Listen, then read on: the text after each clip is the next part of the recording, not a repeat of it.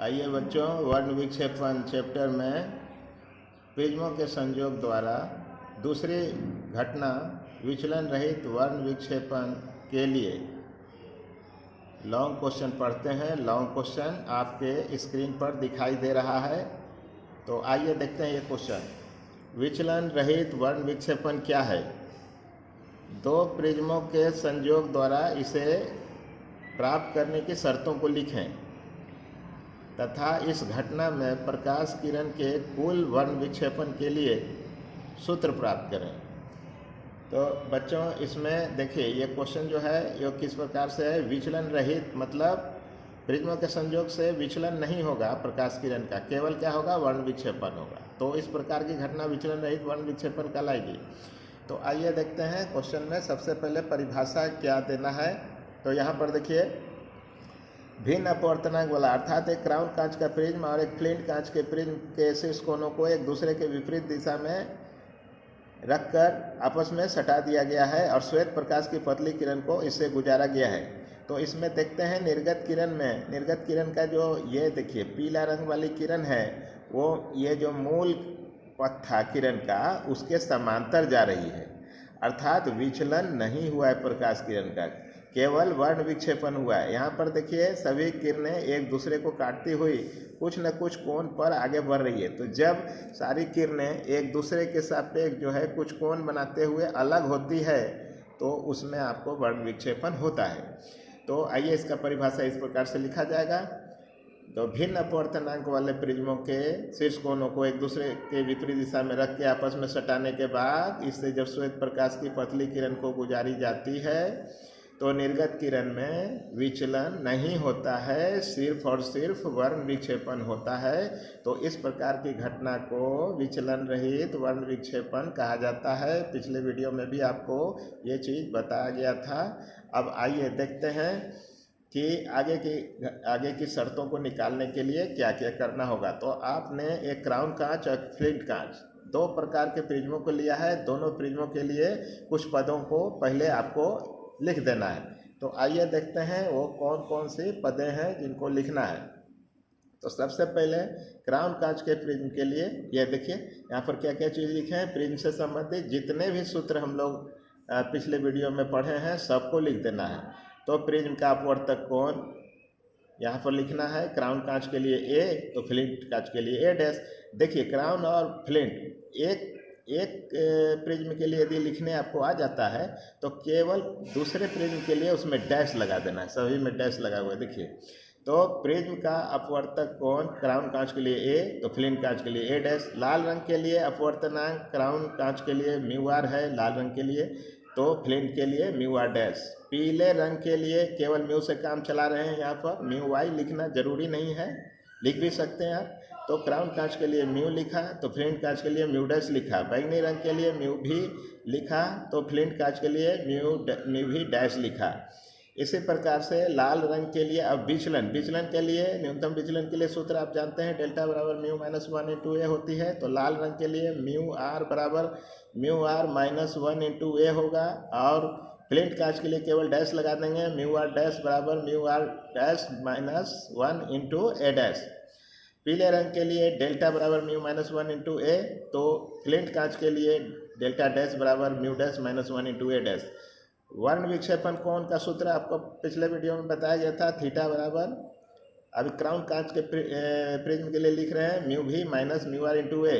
इसी प्रकार फ्लिंट कांच के लिए थीटा डैश बराबर mu V dash minus mu R dash into ए डैश।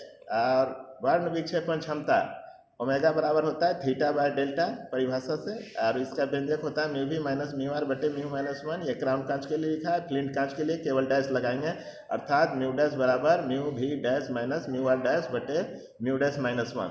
तो इन सभी पदों को लिखने के बाद अब घटना के बारे में सोचते हैं, इसमें क्या होता है क्या नहीं होता है।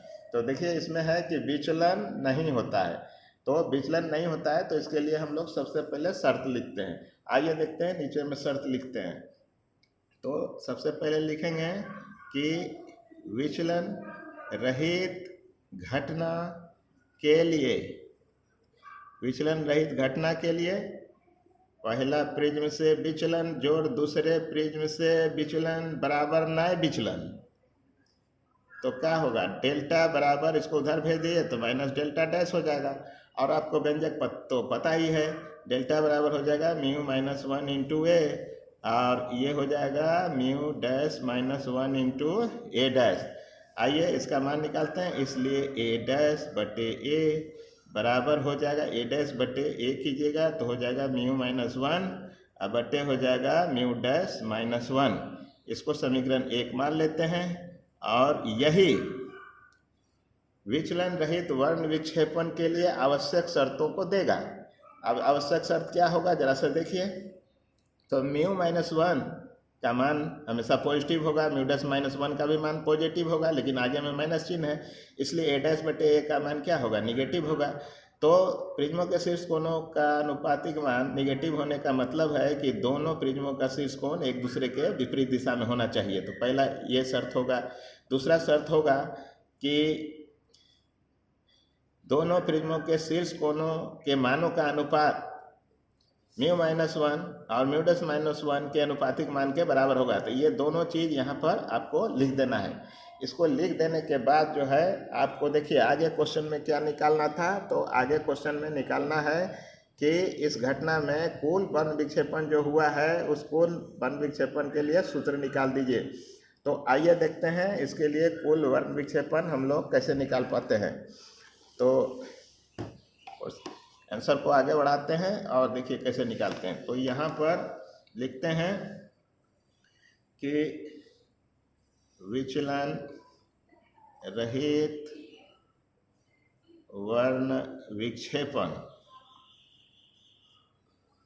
घटना में, विचलन रहित वर्ण विक्षेपण घटना में प्रकाश किरणों का कुल वर्ण विक्षेपण, यही निकालना है बच्चों, कुल वर्ण विक्षेपण।